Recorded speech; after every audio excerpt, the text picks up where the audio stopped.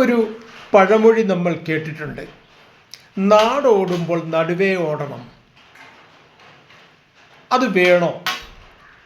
യഥാർത്ഥത്തിൽ നമ്മുടെ നാടിൻ്റെ പോക്ക്, ആളുകളുടെ പോക്കിപ്പോൾ എങ്ങോട്ടാണെന്ന് നമുക്കെല്ലാവർക്കും അറിയാം. ചതിയുടെ, വഞ്ചനയുടെ, കാപട്യത്തിൻ്റെ മുഖം മൂടി അണിഞ്ഞ, മറ്റൊരർത്ഥത്തിൽ പറഞ്ഞാൽ ആട്ടിൻ തോലിട്ട ചെന്നായ്ക്കളുടെ രൂപേണയാണ് ഇന്ന് 90% പേരും. ഇവിടെ അവരോടൊപ്പം നമ്മളും കൂടണം.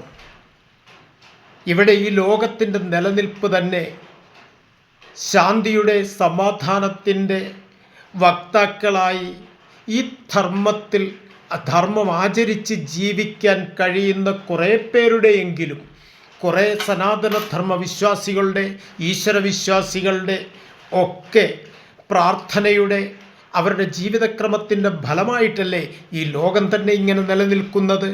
അതുകൊണ്ടാണ് നമ്മുടെ ആചാര്യന്മാർ പറഞ്ഞത്, ധർമ്മം ക്ഷയിച്ചാൽ ലോകം ക്ഷയിച്ചു എന്ന്.